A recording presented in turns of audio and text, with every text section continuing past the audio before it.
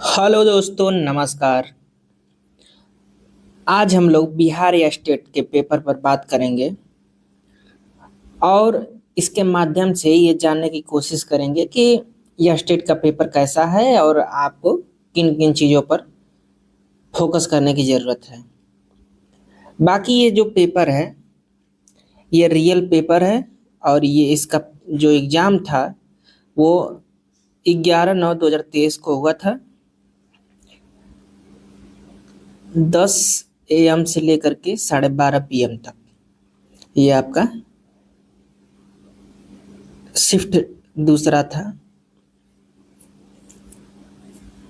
तो आइए हम लोग इसका देख लेते हैं कि प्रश्न कैसे थे। पहला क्वेश्चन था कि पीताम्बर शब्द का संधि विच्छेद करना है और आपके सामने 4 ऑप्शन दिया था, सही उत्तर का चयन करना था। तो जैसा कि पीत प्लस अंबर बराबर पीताम्बर, तीसरा ऑप्शन सही हो जाएगा। उसके बाद दूसरा प्रश्न है कि नाविक शब्द का संधि विच्छेद करिए। तो नौ प्लस इक बराबर नाविक, यानी ए ऑप्शन सही हो जाएगा। इसी तरीके से तीसरा नंबर प्रश्न है कि प्रत्येक का संधि विच्छेद करिए। तो प्रत्येक का प्रति प्लस एक, चौथा ऑप्शन सही हो जाएगा। यह स्टेट का प्रश्न ऐसा ही आता है, सिंपल साधारण सा, सिर्फ क्वालिफाइंग पेपर है और आपको 75 क्वेश्चन करने जरूरी हैं। बाकी अगर कैटेगरी वाइज जानना चाहते हैं कि किस में कितने क्वेश्चन चाहिए तो आप नीचे डिस्क्रिप्शन बॉक्स में लिंक है, वहां से जाकर के देख लीजिए, उस पर एक वीडियो ऑलरेडी बनाई गई। व्यंजन वर्ण के साथ स्वर या व्यंजन वर्ण के मिलने से जो विकार उत्पन्न होता है उसे क्या कहते हैं। तो देखिए वहां पे व्यंजन संधि होती है। अगला प्रश्न है कि विसर्ग के साथ स्वर या व्यंजन मिलने से जो विकार उत्पन्न होता है तो वहां पे कौन सी संधि होती है। तो वहां पे आपका विसर्ग संधि होती है। अगला प्रश्न है कि जिस शब्द का प्रथम पद प्रधान हो उसे कौन सा समास कहते हैं। तो देखिए बहुब्रीहि समास में प्रथम पद प्रधान होता है। अगला चतुरानन में कौन सा समास है। तो चतुरानन यानी चार है आनंद जिसके, यानी कि तीसरे पद की ओर इशारा कर रहा है तो बहुब्रीहि समास हो जाएगा। यहाँ पे ब्रह्मा जी को इशारा किया जा रहा है तो इसलिए यहाँ पे बहुब्रीहि समास हो जाएगा, क्योंकि जब तीसरे पद पर बात की जाती है तो वहां पे बहुब्रीहि समास होता है। अगला प्रश्न है 8 नंबर कि प्रतिकूल में कौन सा समास है। तो प्रतिकूल अव्ययीभाव समास हो जाएगा। अव्ययीभाव समास में प्रथम पद अव्यय होता है और प्रधान भी होता है। अगला है देव जो महान है वह किस समास का उदाहरण है। तो कर्मधारय समास, विशेषण विशेष से जहाँ पे होता है वहां पे कर्मधारय समास होता है। अगर आपको समास से संबंधित वीडियो चाहिए तो आप नीचे डिस्क्रिप्शन बॉक्स में लिंक है, वहां क्लिक करके देख लीजिए। समास, अलंकार, संधि, छोटे छोटे वीडियो हैं 10-15 मिनट की और आपको पूरा टॉपिक क्लियर हो जाएगा। अब प्रश्न नंबर 10 है कि गद्यांश को पढ़ करके उत्तर देना है। ठीक है, गद्यांश क्या है कि भारत माता को हम नमन करते हैं, उत्तर में हिमालय इसका प्रहरी है, दक्षिण में हिंद महासागर उसके चरण पखारता है, पश्चिम में कच्छ की खाड़ी और पूर्व में बांग्लादेश है। गंगा, यमुना, नर्मदा, ताप्ती, कृष्णा, गोदावरी, ब्रह्मपुत्र आदि नदियां भारत के मैदानी क्षेत्रों की शोभा बढ़ाती हैं। खेतों में लहराती फसलें और बागों में पके फलों की बहार भारत माता का उपहार है। प्रत्येक धर्म का व्यक्ति भारत माँ का सपूत है। तो क्वेश्चन क्या है कि सब की प्रिय है भारत माता, फसलें और पके फल किनकी देन है। तो देखिए आपका सही उत्तर हो जाएगा नदियों की देन। ठीक है, अगला प्रश्न 11 सेम वही गद्यांश है और पूछा है कि सपूत शब्द में कौन सा उपसर्ग हो जाएगा। तो देखिए आपका सही उत्तर हो जाएगा सपूत, स उपसर्ग हो जाए। उपसर्ग शब्द के पहले जोड़ते हैं और प्रत्यय शब्द के पीछे जोड़ते हैं। ठीक है, प्रश्न नंबर 12 देख लेते हैं। ये भी गद्यांश दे करके पूछा है। देखिए, कभी कभी गद्यांश पढ़ने की जरूरत भी नहीं पड़ती। प्रश्न आपका क्या है कि सामाजिक शब्द में प्रत्यय है। तो सीधा सा बात है, गद्यांश से तो क्वेश्चन इसमें पूछा नहीं, बस पूछ लिया है कि सामाजिक शब्द में प्रत्यय है। तो आप इधर समय अपना बचा करके आप बता सकते हैं कि सामाजिक में आपका इक प्रत्यय है। अगला अगला है कि परहित के अंतर्गत आता है। तो देखिए, परहित में वह चीजें आती हैं जो जिसमें दूसरे का हित छिपा हो। ठीक है, अपने स्वार्थ को छोड़कर दूसरों के हित की भी सोचें, वही परहित माना जाता है। तो दूसरों के प्रति सच्ची जो सहानुभूति रखता है वही सही उत्तर हो जाएगा। अगला है, ये पद्यांश दे करके पूछा है क्वेश्चन, और पद्यांश यहाँ पे पढ़ने की जरूरत भी नहीं पड़ेगी आपको। ठीक है, क्वेश्चन पूछा है कि परिजन में उपसर्ग कौन सा है, और जैसा कि उपसर्ग आप जानते हैं कि शब्द के पहले लगता है, तो परि, तो इसमें परि उपसर्ग हो जाएगा। अगला प्रश्न है, न्याय का विलोम क्या होगा, यही हमारा क्वेश्चन है। ठीक है, और ये पूरा पोर्शन दिया हुआ है काव्य का, तो इसको हमको नहीं लग रहा है पढ़ना पड़ेगा। न्याय का विलोम बता दीजिए, तो न्याय का अन्याय हो जाएगा। ठीक है, अगला प्रश्न देखिए, जब गद्यांश या पद्यांश पढ़ के उत्तर देना रहे तो वहां पे पढ़ के भी आप उत्तर दे सकते हैं। ठीक है, लेकिन जब पढ़ने की जरूरत ना हो तो ना पढ़िए। अगला प्रश्न है कि शब्दों के सार्थक मेल को क्या कहते हैं। तो देखिए, शब्दों का जो सार्थक मेल होता है वो वाक्य कहलाता है। वर्णों का सार्थक मेल शब्द कहलाता है। ठीक है, और शब्दों का सार्थक मेल वाक्य कहलाता है। अगला प्रश्न है कि आप कल कहाँ गए थे, क्वेश्चन मार्क लगाया है, और पूछा है कि ये वाक्य कैसा है, निषेधात्मक, इच्छावाचक, प्रश्नवाचक, संकेतवाचक। तो देखिए, जब क्वेश्चन मार्क लग जाता है तो वहां पे प्रश्नवाचक हो जाता है। अब अगला है, इसमें शुद्ध वाक्य बताना है। प्राण निकल गया, लता मेरी लड़की है, मुझे घर जाना है, वह छत पर से गिर गया। तो मुझे घर जाना है, ये शुद्ध हो जाएगा। अगला प्रश्न, कर्म के अनुसार क्रिया के कितने भेद होते हैं। तो देखिए, कर्म के अनुसार क्रिया के दो भेद होते हैं, अकर्मक क्रिया और सकर्मक क्रिया। अगला प्रश्न, किस समास में उत्तर पद प्रधान होता है, यानी कि अंतिम पद। तो तत्पुरुष समास में। पुल्लिंग स्त्रीलिंग जोड़े में कौन सा जोड़ा सही है, ये बताना है। यानी कि दाता का दानी, भेड़ का बकरी, लेखक कवि, ये तीनों गलत हैं। ब्राह्मण और ब्राह्मणी ये सही, ब्राह्मण पुल्लिंग है, ब्राह्मणी स्त्री है। अगला प्रश्न है 22 नंबर, कि निम्नलिखित में कौन सा क्रम सही है।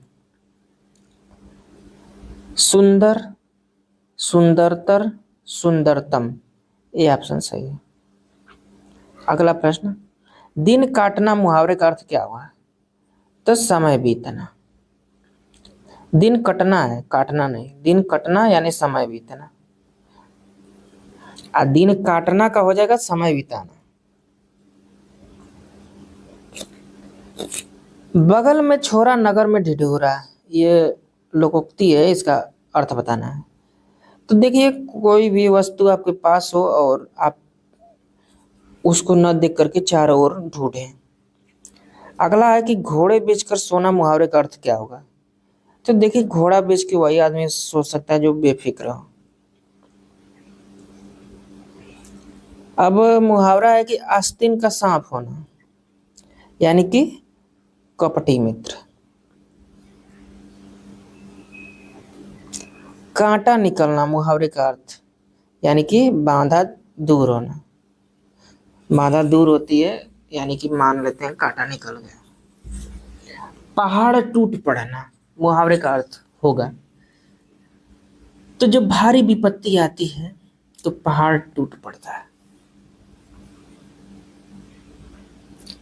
चादर से बाहर पैर पसारना, यानी आय से अधिक व्यय करना, औकात से ज्यादा काम करना। आसन डोलना मुहावरे का सही अर्थ क्या होगा? विचलित होना। इनमें से कौन सा वाक्य शुद्ध है? तो संतोष को क्षमा कर दो, ये शुद्ध है। अगला है, इनमें से कौन सा वाक्य अशुद्ध है? तो रेडियो की उत्पत्ति किसने की, ये अशुद्ध है। इनमें से कौन सा वाक्य अशुद्ध है? तो खरगोश को काटकर गाजर खिलाओ। इनमें से कौन सा वाक्य अशुद्ध है? तो विद्यालय के बाएं बड़ा सा मैदान। ठीक है। शुद्ध और अशुद्ध वाक्य बहुत पूछा है, ठीक है, तो इसको भी आपको देखना है। इसमें वह बहुत जल्दी वापस लौट आया, ये अशुद्ध है।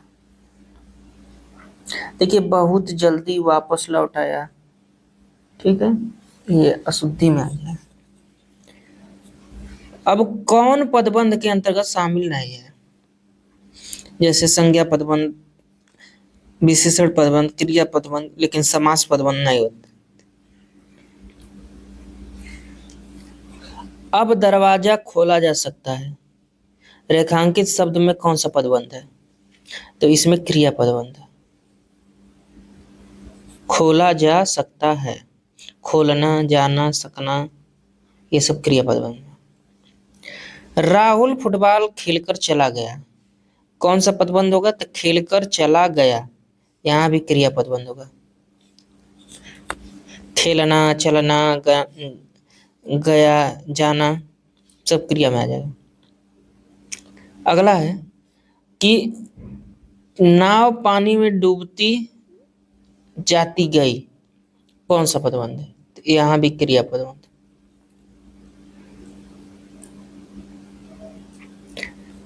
उसका कुत्ता अत्यंत आज्ञाकारी है, रेखांकित शब्द में कौन सा पदबंध है? तो अत्यंत आज्ञाकारी है, तो ये हो जाएगा विशेषण पदबंध। रमा से रोया नहीं जाता, कौन सा वाच्य है? तो जब बैठा नहीं जाता, खाया नहीं जाता, रोया नहीं जाता, सोया नहीं जाता, घुमा नहीं जाता, चला नहीं जाता, ऐसा जब आता है तो भाववाच्य होता है। अगला, आपने सुंदर पेंटिंग बनाई है, कौन सा वाच्य है? तो इसमें कर्मवाच्य है। वाच्य का शाब्दिक अर्थ क्या होता है? बोलने का विषय। भाववाच्य का उदाहरण पूछा है, तो भाववाच्य वहां पे होता है जहां पे नकारात्मक चीजें हैं, जैसे बच्चा से उठा नहीं जा रहा, तो इसमें भाववाच्य। अगला, सोनार गहने बनाता है में कौन सा वाच्य है? तो इसमें कर्तृवाच्य। अगला, निम्न में से वाक्य शुद्धि पहचानना है, तो निरपराधी को दंड नहीं मिलना चाहिए, ये शुद्ध है। शुद्ध अशुद्ध खूब पूछा है, कौन सा शुद्ध है? तो मैं तुम्हें अच्छी अच्छी बातें बता दूंगा, ये शुद्ध है। निम्न में कौन सा वाक्य शुद्ध है? झूठी गवाही मत देना, ये शुद्ध है। फिर शुद्धि पूछा है, तो हिंदी हम में से प्रत्येक विद्यार्थी की मातृभाषा है। रचना के आधार पर वाक्य के कितने भेद होते हैं? तो देखिए, रचना के आधार पर वाक्य के 3 भेद होते हैं। शब्द शक्ति के कितने भेद होते हैं? तो देखिए, शब्द शक्ति के 3 भेद होते हैं। अवदलक्षण व्यंजना यानी कि सभी। व्यंजना शब्द शक्ति का अर्थ निकलता है उसे कहते हैं व्यंग्य।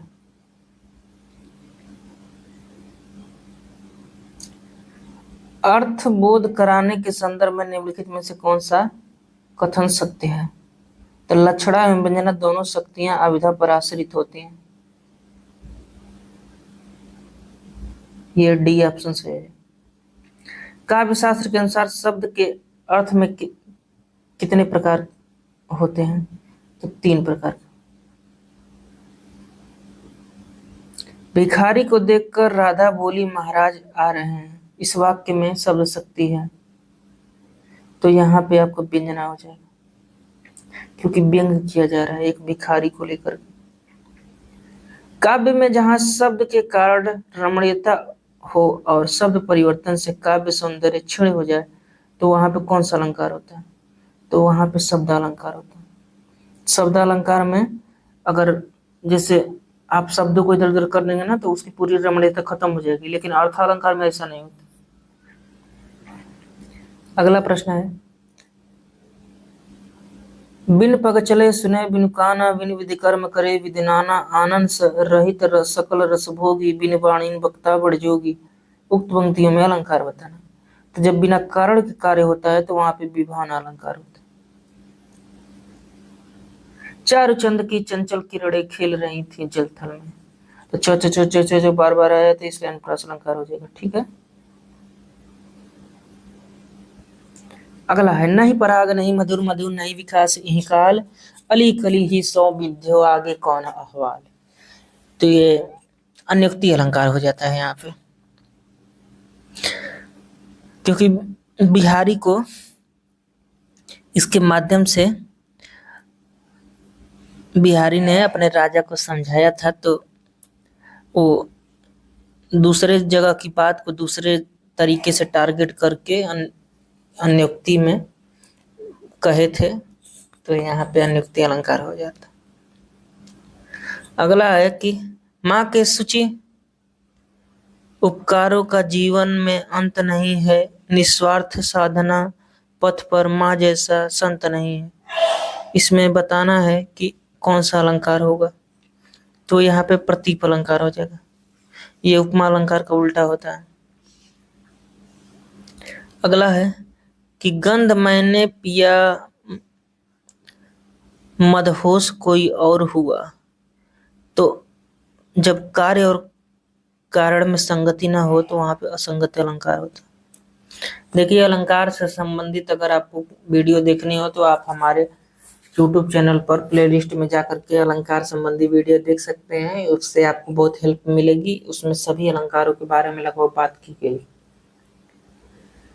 अगला प्रश्न है कि अर्था अलंकार के बिना सरस्वती विधवा के समान है, किसका कथन है? तो ये वेद व्यास जी का कथन है। अगला प्रश्न, अलंकारों का शिरोरत्न माना जाता है उपमा को। पुनरुक्ति प्रकाश अलंकार किस अलंकार का दूसरा नाम है? तो विप्सा अलंकार का। विप्सा अलंकार को पुनरुक्ति प्रकाश के नाम से भी जानते हैं। सुवर्ण को खोजत फिरे कवि व्यभिचारी चोर। तो सुवर्ण का अर्थ हो जाएगा कई अर्थों से, मतलब इसमें कई अर्थ चिपके हुए हैं, तो इसलिए श्लेष अलंकार हो जाएगा। जहाँ पे एक ही शब्द से कई अर्थ चिपके हों वहां पे श्लेष अलंकार। रूपक अलंकार का उदाहरण पूछ रहा है, तो रूपक अलंकार का उदाहरण हो जाएगा मन सागर मनसा लहर बूढ़े बहे अनेक। अगला प्रश्न है कि सत्यशील दृढ़ ध्वजा पताका में कौन सा अलंकार है? तो सत्यशील दृढ़ ध्वजा पताका में कोई अलंकार नहीं। ठीक है, इनमें से कोई नहीं। रूपक ढूंढे, तो शशि मुख पर घूंघट डाले आंचल में दीप छिपाए, यहाँ रूपक अलंकार। गोपी पद पंकज पावन की रज जामे सिर भीजे में कौन सा अलंकार है? तो यहाँ पे देखिए अनुप्रास भी हो जाएगा और रूपक भी हो जाएगा, तो यानी कि आपका डी ऑप्शन से हो जाएगा, ए और सी।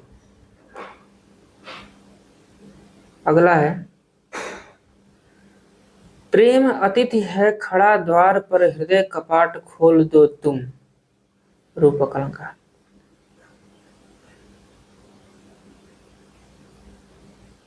सिर फट गया उसका वहीं मानो अरुण रंग का घड़ा हो। तो मन मानो मानो, जनो जानो जानो, उत्प्रेक्षा अलंकार में।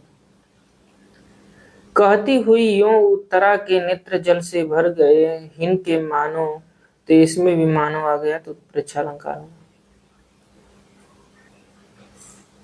मुख मानो चंद्र के समान है, उत्प्रेक्षा अलंकार हो जाएगा यहाँ पे। पद्मावती सब सखी बुलाई, मनु फुलबारी सबे चली आए।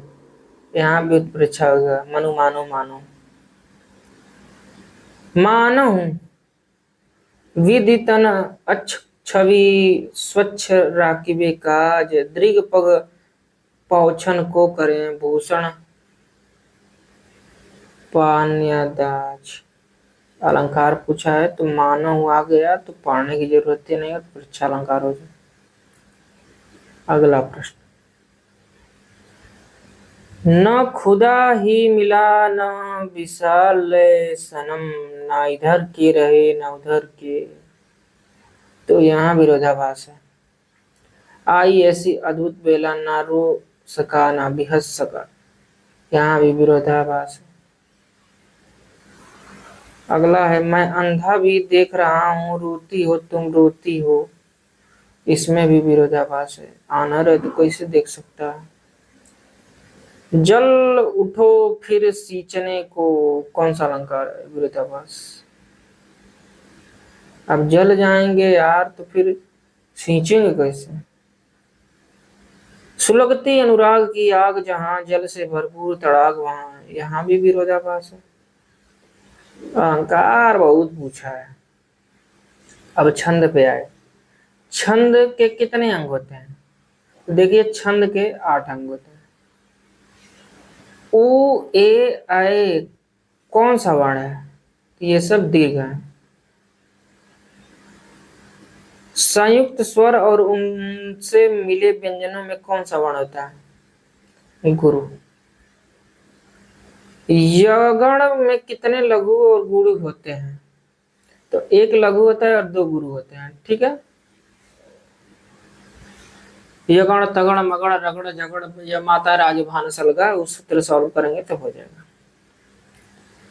नगण में कुल कितने लघु और गुरु होते हैं? तो देखिए, इसमें 3 होते हैं।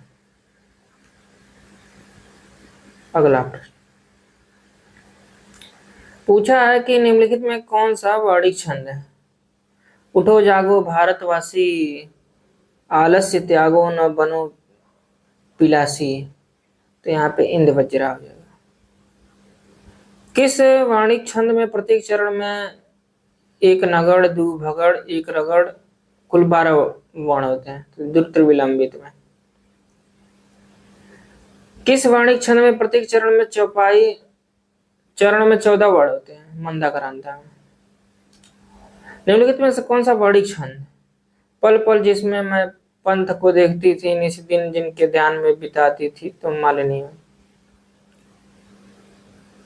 घनाक्षरी छंद कैसा है? तो ये वाणिक छंद है। साहित्य दर्पण की रचना किसने की? तो विश्वनाथ जी ने। विश्वनाथ जी ने साहित्य दर्पण लिखा। बुंदेलों के हर बोलो के मुंह हमने सुनी कहानी थी, खूब लड़ी मर्दानी वो तो झांसी वाली रानी थी। काव्य गुण पूछ रहा था, यहाँ पे ओज हो जाएगा क्योंकि वीर रस की बात की गई। जाकी रही भावना जैसी, प्रभु मुहूर्त देखी तीन तैसी। तो 93 नंबर का हो जाएगा प्रसाद। काव्य शोभा करतारो धर्मा गुड़ा, किसकी पंक्ति है? तो वामन की। आचार्य वामन के अनुसार रीति के कितने भेद होते हैं? नहीं, रीति का कौन सा भेद है ये पूछा। तो वैदर्भी। रौद्र रस का स्थायी भाव, तो रौद्र का स्थायी भाव क्रोध होता है। श्रृंगार रस कितने प्रकार का होता है? तो श्रृंगार रस दो प्रकार का होता है, एक संयोग श्रृंगार, एक वियोग श्रृंगार। संयोग में पति पत्नी जैसे प्रेम प्रेमिका मिलते हैं, वियोग में ब्रेकअप हो जाता है। वियोग श्रृंगार का दूसरा नाम क्या होता है, तो उसको हिंदी में शुद्ध विप्रलंब श्रृंगार कहते हैं। अगला हो जाएगा थके नयन रघुपति छवि देखे, पलकिन परिहरि निमेषे। पंक्ति में कौन सा रस का उदाहरण है, तो श्रृंगार। वाक्यम रसात्मकम काव्यम, तो ये विश्वनाथ जी का रसात्मक वाक्य ही काव्य है। ठीक है, तो ये 100 क्वेश्चन हुआ आपका पूरा। ये हो गई हिंदी 100 क्वेश्चन। 100 क्वेश्चन में से आप कितनों सोते जागते उठते बैठते करेंगे तब 90 क्वेश्चन तो सही है कर देंगे। और आपको पास होने के लिए 75 चाहिए। आर्ट पे जाने की जरूरत नहीं है, बाकी आर्ट को हम देख लेते हैं क्योंकि आर्ट का भी 50 क्वेश्चन पूछ रहा है। अब आर्ट में पूछा है कि शिक्षण एक कला है, आश्रित क्रिया है, दो तरफा क्रिया है, ए और सी दोनों। तो देखिए कला एक, शिक्षण एक जो है कला भी है और दो तरफा क्रिया है, यानी कि ए और सी दोनों हो जाएगा। D option is right. शिक्षण क्या होता है ना कि देखिए उसमें एक सेंडर होता है, एक रिसीवर होता है। जैसे मैं आपको पढ़ा रहा हूँ, आप उस चीज को रिसीव कर रहे हैं, उसका फिर फीडबैक कमेंट में देंगे। तो यहाँ पे तो एक तरफा मैं सेंडर हूँ। बाकी जब क्लासरूम होता है तो वहाँ पे सेंडर और रिसीवर सामने सामने होते हैं। जैसे स्टूडेंट रिसीवर होते हैं और जो टीचर होता है वो सेंडर होता है। सेंडर बोले तो जैसे वो पढ़ा रहा है, स्टूडेंट उसको सुन रहे हैं और स्टूडेंट उसके प्रतिक्रिया में कुछ जवाब सवाल करेंगे तो वो फिर उल्टा हो जाता है। तो स्टूडेंट सेंडर हो जाते हैं और शिक्षक रिसीवर होता है। तो ये चलता रहता है। अगला है व्यवहार में परिवर्तन का परिणाम है अधिगम का।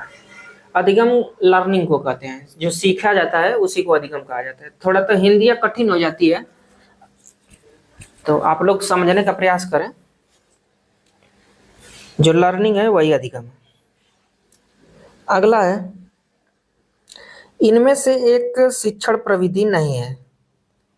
तो देखिए व्याख्या, प्रदर्शन, सचित्रण, ये सब शिक्षण प्रविधि है। बाकी शिक्षण शास्त्र जो है वो शिक्षण प्रविधि में नहीं आता है। अगला है संज्ञानात्मक क्षेत्र सृजन करता है। तो संज्ञानात्मक क्षेत्र जो है वो नवीन ज्ञान का सृजन करता है। अगला प्रश्न है अनुदेशात्मक उद्देश्य में पहचानने का संबंध है ज्ञान से। शिक्षार्थी निष्क्रिय रहते हैं व्याख्यान विधि में।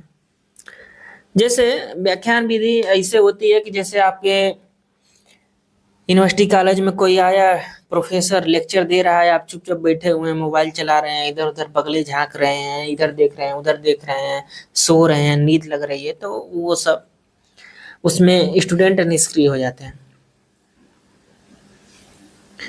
ध्यान केंद्रण की कमजोरी दिखती है भूमिका निर्वाह विधि में। पाठ योजना को खोजी प्रश्न की आवश्यकता है पूर्व ज्ञान से, पूर्व अनुभव से, विषय ज्ञान से, सब विशेष। D option is right. 5E model के सह निर्माता कौन थे? तो रोजर बाइवी। संलग्न छानबीन, व्याख्या, विस्तार एवं मूल्यांकन चरण है मेरिल मॉडल का। सूक्ष्म शिक्षण का उद्देश्य है शिक्षकों में शिक्षण कौशल का विकास करना। ये माइक्रो टीचिंग में आता है। जैसे आप बीएड किए होंगे जब, तो उसमें आपकी माइक्रो टीचिंग कराई गई होगी, ठीक है। तो वहीं पे सूक्ष्म शिक्षण उसी को हिंदी में कहते हैं। तो आप माइक्रो टीचिंग तो बहुत सुने होंगे, सूक्ष्म शिक्षण कम सुने होंगे। अगला, अनुदेशन प्रदान किया जाता है कक्षा के अंदर। अंतःक्रिया विश्लेषण की प्रक्रिया है, तो अंकन प्रक्रिया और अंकन अर्थापन प्रक्रिया दोनों, यानी कि सी ऑप्शन इज राइट। अगला, कक्षा स्थापित करना उदाहरण है कक्षा प्रबंधन का। अगला, समावेशी कक्षा में एक शिक्षक को चाहिए सभी संस्कृतियों के समान महत्व दें, क्योंकि कक्षा में सभी जाति धर्म भाषा क्षेत्र संस्कृति के लोग रहते हैं, तो आपको एक न्यूट्रल वे में लोगों को कम्युनिकेट करने की कोशिश करना चाहिए। पाठ्य पुस्तकों का मूल्यांकन निर्भर करता है सभी में। शिक्षा का उद्देश्य में, विषय वस्तु की रचना में, प्रस्तुतिकरण में, अभिन्यास एवं रचना में, यानी कि डी ऑप्शन।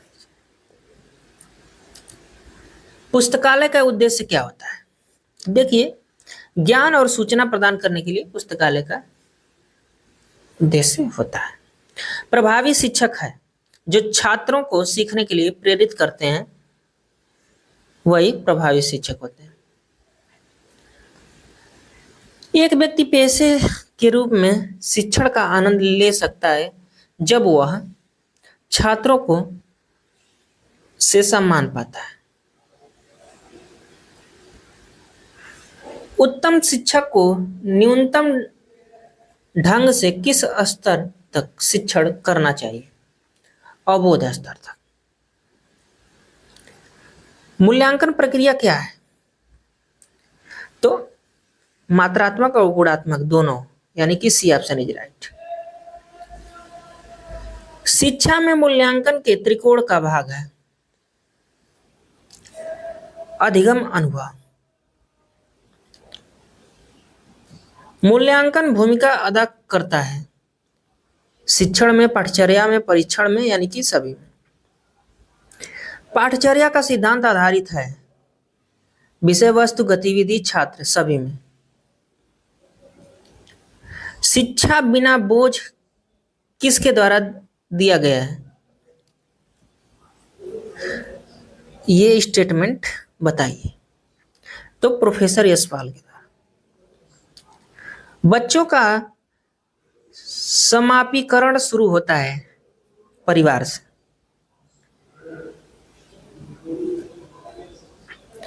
प्रक्रिया जो बच्चों को सामाजिक रूप से अनुकूल बनाता है, सामाजिकरण। अच्छे छात्र वे होते हैं जो हमेशा सीखना चाहते हैं। ये छात्र सबसे अच्छी तरह से सीखते हैं करके, जब उनसे स्वयं करवाया जाता है। वास्तविक वस्तुओं को शिक्षण सहायक सामग्री के रूप में दिखाना चाहिए। रुचि को प्रोत्साहित करना, जिज्ञासा को बढ़ाना, भागीदारी को बढ़ाना, यानी कि सभी। लाला लाजपत राय को इसमें से किस नाम से जाना जाता था? तो शेरे पंजाब के नाम से। निम्नलिखित में से किस मानसून से भारत में सर्वाधिक वर्षा होती है? तो दक्षिण पश्चिमी मानसून जो है, देखिए ये इंडिया है, ठीक है, जो भी हो। अब दक्षिणी पश्चिमी मानसून क्या होता है? ये नीचे साउथ है और ये पश्चिम है, यानी कि इधर वाला मानसून जो है ये, इससे भारत में सर्वाधिक वर्षा होती है, क्योंकि ये इधर तो बरसता ही है, लास्ट में जाकर के यहाँ गारो खासी जयंतिया जो पहाड़ियां हैं असम में, उधर से भी बारिश होती है, फिर उधर से लौटते हुए भी बारिश होती है, पूरा बहुत बारिशें होती हैं। लौटते हुए मानसून से बारिश होती है तो उसको लौटता हुआ मानसून कहते हैं। विश्व में सबसे अधिक इंटरनेट उपयोगकर्ता कौन सा देश है? चाइना। बिहार के में किसके नेतृत्व में सर्वदलीय दल में साइमन कमीशन बहिष्कार किया गया था? तो अनुग्रह नारायण सिन्हा। ये ऑप्शन। अगला है CERT कि हालिया अधिसूचना के अनुसार साइबर घटनाओं का पता लगाने के बाद रिपोर्ट करने की समय सीमा क्या है? तो 6 घंटे के अंदर। निम्नलिखित में से किसी द्वितीयक वायु प्रदूषण कहा जाता है ओजोन को? ठोस कचरे को जलाने की अनुशंसा नहीं की जाती क्योंकि यह कई पर्यावरणीय मुद्दों का कारण बनता है। अगला, किस प्रकार की खेती से वनों की कटाई अधिक होती है? निर्वाह खेती से। निर्वाह खेती, झूम खेती, ये इन लोगों इसमें वनों की कटाई बहुत होती है। निम्नलिखित देश की अर्थव्यवस्था सबसे बड़ी वार्षिक सीओ उत्सर्जन के लिए जिम्मेदार है? तो देखिए इसमें यूएसए हो जाएगा और चाइना, यानी कि दोनों। भारत के निम्नलिखित में से किस क्षेत्र में राजहंस घोंसला बनाने के लिए बड़ी संख्या में प्रवास करते हैं? तो कच्छ के रण में। अब देखिए ये थोड़ा मैथ का क्वेश्चन है कि ए और बी की औसत आयु 30 साल है, बी और सी की औसत आयु 32 साल है, तो सी और ए की औसत आयु 34 साल है, तो सी की आयु बताना है, तो उसका 36 साल हो जाएगा। साल कर लीजिएगा आप लोग। और ये है कि महीने के लिए 20% प्रति वर्ष की दर से अगर 500 रुपए की राशि दी जाती है तो अर्धवार्षिक ब्याज बताना है। तो अर्धवार्षिक ब्याज आप लोग निकाल लीजिएगा, बाकी उत्तर है 6655। अगला, 1 घंटे में कितना 0.1 सेकंड है? 1 घंटे का कितना 0.1 सेकंड है? तो ये हो जाएगा 0.0027, यानी कि दशमलव उसके बाद 3 जीरो उसके बाद 27। वह छोटी से छोटी संख्या जिसे 3, 5, 6, 8, 10 और 12 से विभाजित करने पर प्रत्येक स्थिति में 2 शेष बचता है, लेकिन 13 से विभाजित करने पर कोई शेष नहीं बचता है, तो 1586।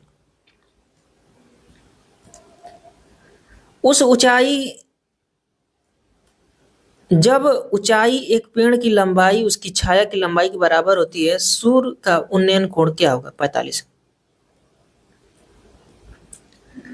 द्वीप का जैसे संबंध समुद्र से है, उसी तरह से नखलिस्तान का संबंध रेगिस्तान से। उस शब्द का चयन करें जो अन्य से भिन्न हो। तो देखिए सांप, हंस, मगरमच्छ, इनमें से मुर्गा भिन्न है, क्योंकि मुर्गा जो है वो उड़ता है, उड़ सकता है। और चाहे ऐसे देखें तो सांप, हंस और मगरमच्छ पानी में तैरते हैं सब। जैसे भी सोच लीजिए, मुर्गा अलग है। अगला है कि ये संख्या दी गई है और आपको बताना है कि इसमें से क्या होगा आगे। रीजनिंग वाले क्वेश्चन है। एक निश्चित कोट भाषा में ये लिखा है तो उसका वो लिखा है तो कितना होगा वो आप बताइएगा। ब्लड रिलेशन का क्वेश्चन है लास्ट वाला, वो भी आप देख लीजिएगा। ठीक है, तो यही टोटल जर जमा यही स्टेट का क्वेश्चन था और यही आपको तैयार करने की जरूरत है, यही सब पेपर में आएगा। तो अगर आप यहाँ तक देखे हैं तो आपका बहुत धन्यवाद। आप हमारे वीडियो को लाइक, शेयर, सब्सक्राइब, कमेंट करें और भी यह स्टेट से संबंधित वीडियो देखने के लिए या प्रैक्टिस सेट देखने के लिए आप हमारे बिहार स्टेट की प्लेलिस्ट में जा करके देख सकते हैं। बहुत सारी वीडियो पड़ी हुई हैं, तो देखिए आपका पेपर निकले, ये हमारी शुभकामनाएं हैं। ओके।